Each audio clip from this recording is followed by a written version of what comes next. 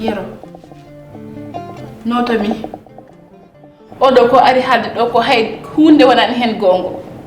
ko gongo ko gorkam woni ɓe min ceeri ça fait longtemps 2 ans mo wi giɗen nden min ceeri ɓooyi mi haalninoma mi wima gorkam oɗo ala fof ko waɗata kam o fii kam o ɗeɗɗi kam kala ko neɗɗo miijoto e bonnande fof o waɗi kam Yero kon go hokki kam nde hokkata kam danam de kumbismi ñam ko seede babam ko seede ha seedeji tati ne wonno ɗon mbimi mi restatake en tant que tan o hokkani kam danam ha laaɓi Zara ko kalta ɗo henno ko ala to dari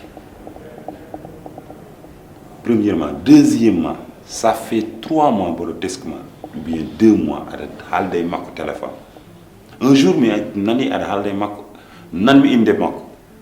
raison pour laquelle nde wi kam si monsieur Abdou Diop mi oɗon inde mi nanino ɗum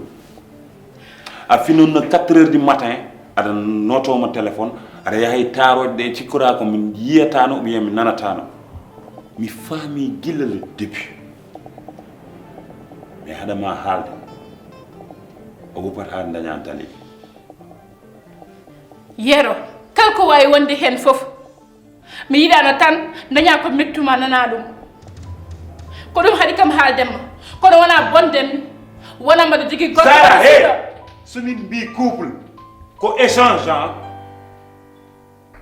min kala ko muusimin fotmi ko haalandema an kala ko heɓma potna ko haalandemi pourquoi a haalnanimi ɗum guila deeɓi pourquoi nde o fuɗɗi noddudema a haalnani kam ɗum pourquoi aɗa suuɗo ɗum pourquoi aɗa suuɗo kam ɗum mi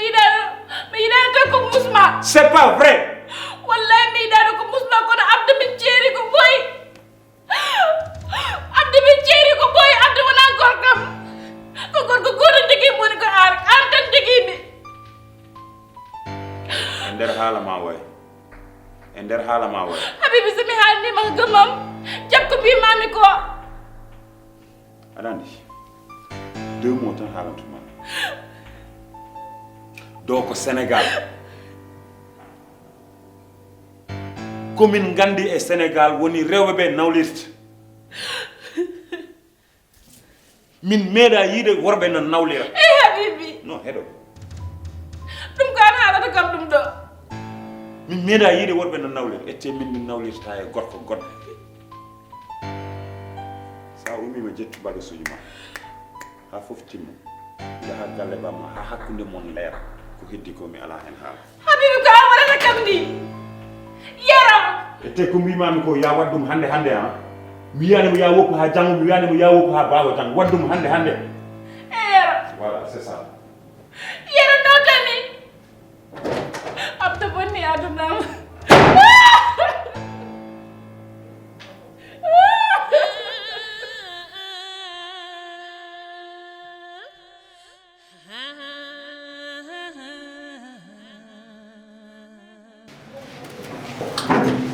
wala seytane o an woni seytane hanki an woni seytane hande an woni halif général kulu seytane an bébé Aïssa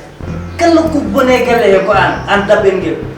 ɗum tahi noon a mawnata ko ni mbata guila jibinoɗa ha joni ni mbaɗa min noon ko galle babam tawɗa amen a fusi galle o noon ha nenam yalti yaade ɓiɓɓe mumen kono ɓuɓata e ma so yiɗi ɗum ganda ɗum tahi mawnata a dañata gorko a dañata ɓiɓɓe bébé Aïssa an ha maya jinmi ko yakam hetto hande no moƴƴi mi haaldama saabu an noon fottude ma e huccidde ma e haldude ma heure makko koko soni saabu yonti an wonko kalta ayi an mi doguima dow mi doguima less ñande foof so en kawroti tan beddoɗami ɗe haɗen ko jinmi yaam ɗo wona galle bamma te ayi ko soko mala renoto mawɗo tawa cukagu yummum e cukagu bammum sibika pari jaaha ha go yayma namɗa ɗum an homo woni bamma ay galle o en wona galle bamma nono Fuuta te sika yi guelel accuma e galle he yidde ko yooɗi e yidde ko feewi taki yah nammi yumma homo woni bamma goɗɗo won noon so en kawroti minama waɗam cokkas kadi mbiya kam an seytane mami haalanmo kadi hono bamma jibonima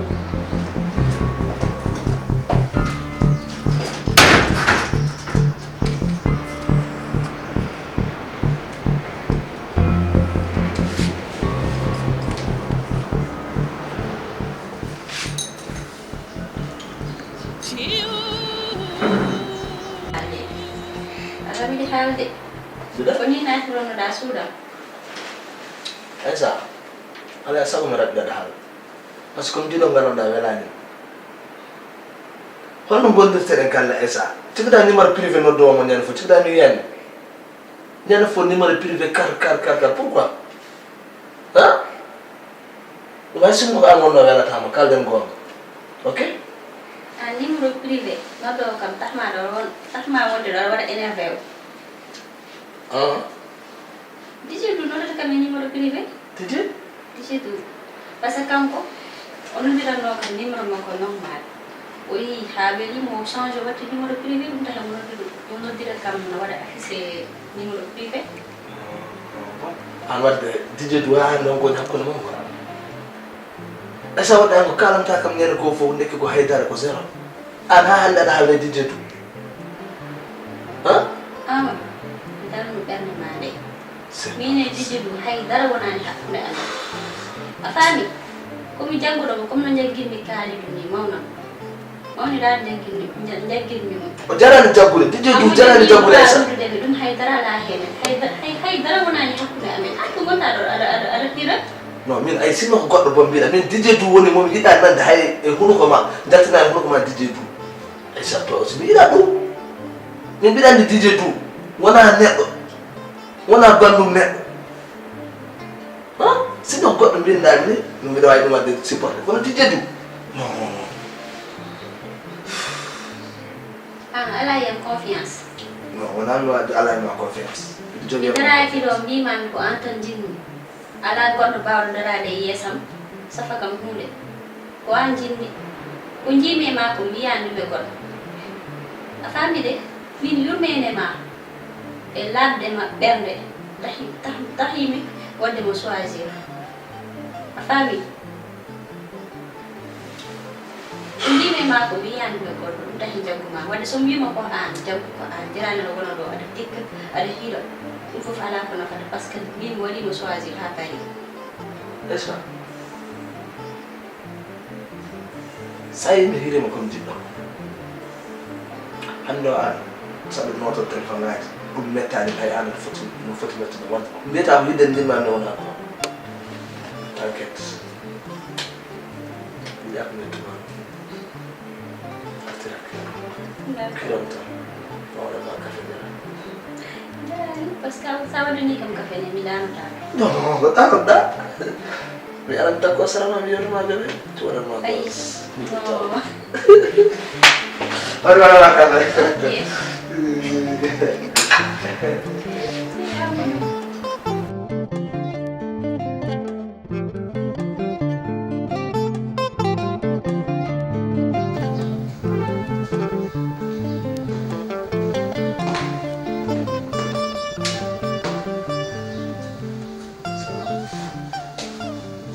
Sarah.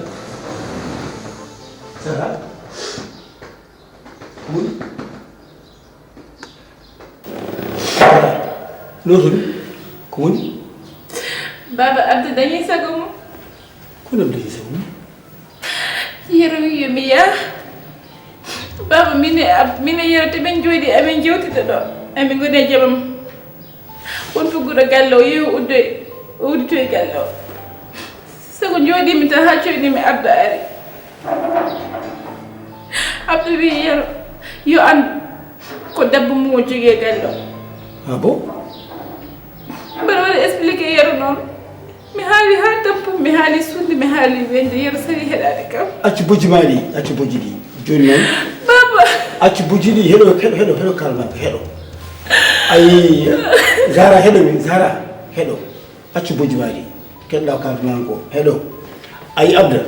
mi andi abda ko mum kone kadi natti wonde cahan zara heɗo kalmami ko abda natti wadde cahan wonti gonga joni noon jimmi taade yero yettima galle o aani ɗo e galle he ganduɗa ko galle ma heɗo soɗo kalmami ko ƴettu bagage ma gommoɗa jaaha ɗaldami yero e abda ko min rewata probléme o so alde inchallah abda hakkadi natti wonde cahal wonti gonga ma mi ummi daro min abda ko tuwam ha tiiɗa mi daroɓe hamad makko ha mi jiito gonga ƴettu bagage ma yettuɗo ko galle jaɗa galle arte galle bamma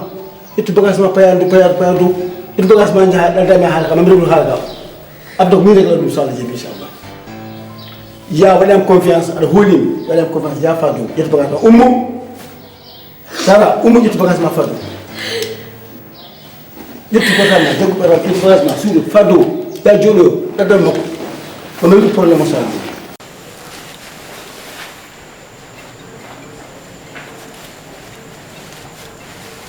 Musa hande mi heptinani men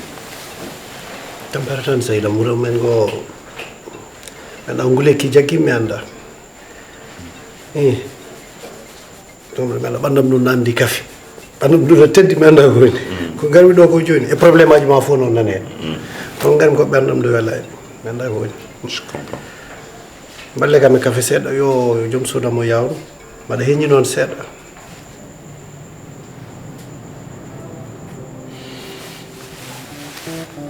Musa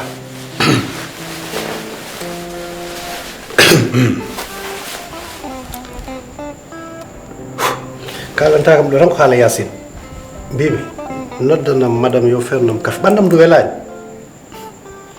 wala tambi seylam sa tank kafe de ngara no awa dañu ko jidda ko jewte men belde de awa dum dañ and bandam du welani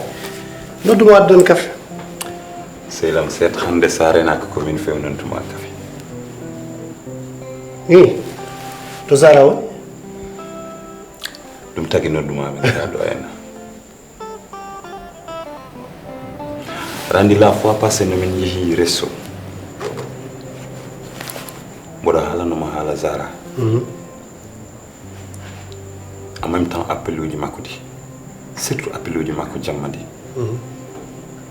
bon amino kam ko kiram puis yomi waari jam jam yomi waari seesa yomi yayaade doño mi wasa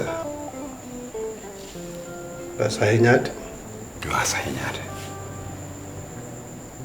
hanki amin jooɗi dow salon ha certain monsieur Diop mi anda tout iwri kañum noddotno noon tous les temps ari ɗo e galle o e salon bien sûr en même temps ari tawi kam min e Zahra min jooɗi o wi kam ko joom galle Zahra kanko resi Zahra en plus on waɗi osé nadde ha nder gallam deuxièmement o wi kam debbo mo joguiɗa o wona debbo ma ko debbam par ce que ndesdamo koye dow dewgal. En fait, j'étais un peu étonné. Après, je me suis dit dans la tête, pourquoi au dernier audace, au mois de Hagalema, arde Hadoyen, c'est parce que quand on a tout on joue un dalil. Qui est de Mizara? So on a ouais, hakundi amen gassi. Ni jewtin mi halaka ngandu mi waji ko halata ko wonto fawiru. Abe alhamdulillah parce que so tawino mburu jogino fetel o yaltata galle o taw mo wuri yaro ka sehilam ka neddam ka funeram gorko no sera debbo mo gaynani taw so gaynani yidde kala to debbo wawi rewde mo abbomo o wada fer haw bonna didon gilli ngam yidde mo hutorade odon debbo jaranoma hen hunde fof Zahra so woni debbo makko caggal galle ko no der galle kay ko arresi Zahra violation domicile mo wadi o dum c'est interdit arde hay galle neddo adi debbam ni kono hoto yaw hande rewbe hebe ne jidde resede bonno be ken non goni caggal mabbe sa woni non mo ganduda ka koyil ka nano no fur wotul bonna dewgal ma e Zahra yahdo kadi jambo e jam ina wawi kanko rewe Zahra on natta wawde munji dum don tawma mais Moussa s'il te plaît wawa umade problème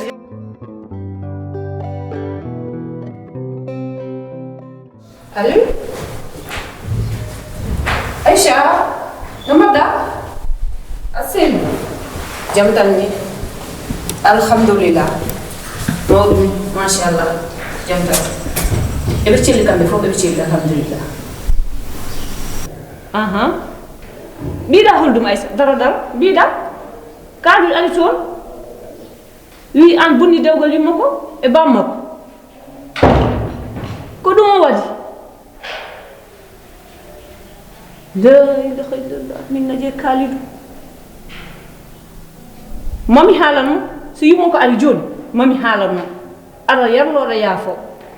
biddo bondo kay ko ni tan e khalid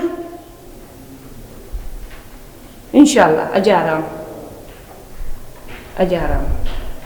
merci non afamani et puis mais hali no mudum ça fait combien de semaines hali ka wata zara notam zara mi hada ay zara na pas ma quoi oyi ka zara yi ya signé ata gore kan avec des papiers min ma ba ya état su ko ma dem zone yow ci la ga wala ci la ga tan wala ko ken fu ne ina jarani mi do hoddo do e Sénégal so daga mi jodo kono mi yahata problème aji man rek lani man mi kay nan ko yasi ko sa dini kam kan ko sara ko nyita oh mais c'est pas vrai mi waja tum seydam mais holko mbawi hen holko mbaɗmi hen holko mbaɗmi e ɗum ɗo fof dans l'histoire je sais quoi on gorko gaddo do dewgal ngal aɗa nden hunde aɗa andi je sais même pas ko wona montage holɗum ɗo hay so woni no joom galle mo ino wawi ko yidde addi mo ɗo o suwa parte debbo makko o nani debbo makko resa wona worɓe ko non mbata mbelsunɗa debbo ma mo ganduɗa ko jiɗɗo toppitoma jamma e ñalawma mbelsunɗa ha on yahnana goɗɗo ƴetti ɗum jaran ma rewde makko wona ndewa ha bonna dewgal makko artire hen hakkille ma koko yasin ko tan yoni men so yonani mo noon min yoni kam noddanam Sara joni joni jamais tu vas l'appeler jamais tu vas l'appeler yaye non yero tu vas l'appeler non je l'ai renvoyé am noddanmo waɗo joni joni wimo Ousmane wi nana ɗo yero yurmomi mi arani ɗo pour spécialement tan pour ɗum adduno kam ko projet ɗi minema en goppi projet ɗi fof sababu ɗiɗo probléme aji gonɗen hande ko yasin ko yoni men dettu téléphone ma noddamo joni joni noddumo joni joni yaro tu vas le faire parce que ko hoynidomi Zahra o hoynanima si Moussa o hoyni kam pourquoi un certain je sais pas monsieur Diop je sais pas je veux même pas savoir son nom cikkuɗa on so dañi oras nadde ha nder gallam cikkuɗa ɗum ko mere tu penses à ça et je t'avertis wiidema 3h du matin Zara umoto naata e nder toilette uji pourquoi seydam pourquoi so taw ko gongo wonno ne problème o jilli nde pourquoi o haalane yam wi gorko goto nanne caggalam omo rewami taw wona gorkam mais ko cuuɗinomi ɗum c'est parce que y a quelque chose qui louche là-dedans abdou joom galle Zara o naati wuro ngo hiɗatol dum o yeehi ha galle yoro o addi toon e scandale mawɗo wuro fosi komi anda fo mbiyade so ɗo jolino mbeɗa fatma ha ngami layal yo no wonne galle yoro ɗo no tawi ɗum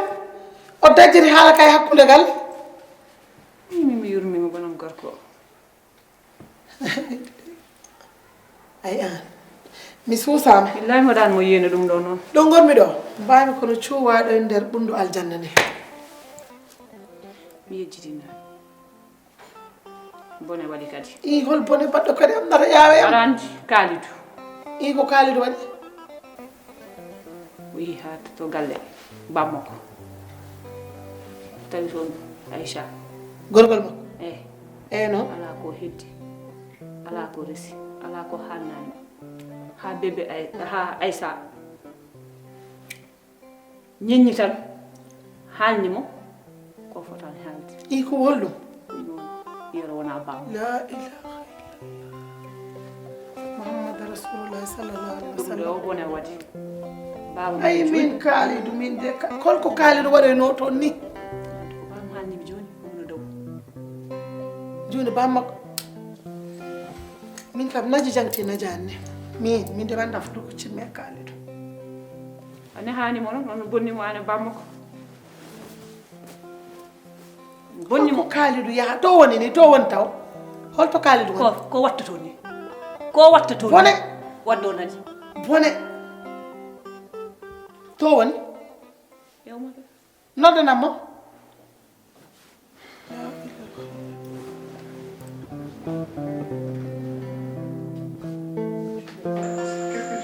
non a waɗani haydara Seydou a waɗani non ƴeew ma gallema tant que maɗo wuuri a hoɗata e probléme tant que maɗo wuuri Yacine ma jooɗo ɗo Zara ma jooɗo ɗo ciilaga ko ɗum nafata Qu'est-ce que j'ai fait pour mériter tout cela? Est-ce que je suis mauvais? Non, non. Ka neɗɗo moƴƴo, ka neɗɗo jiɗɗo rew mumen, ka neɗɗo tampanɗo famille ma. Tu mérites pas ça. Mais ɗum ɗon fof kadi ƴeewe, est-ce que ala manque de compréhension? Est-ce que ala manque de compréhension? Mbaren seese jaari jam jam. Yaaru sees kadi hattama yettoyade. Ɗaccitam oɗo problème. Tous ces deux problèmes-là, min je vais gérer. Mon ami, mon frère. Excuse-moi. A wonata e problème. So Allah jaɓi. Ɗaccumi ɗo toppiti oɗo problème. S'il te plaît. S'il te plaît. Sa waɗini e anat kam. Sa waɗini tan anat kam. A yejjitino ndeno ɓe o jerel yo jerel. O jerel yo jerel. An wona noon so mi tikki walla mi laawi wona noon jimanoɗa mi jala. Anani jalanam.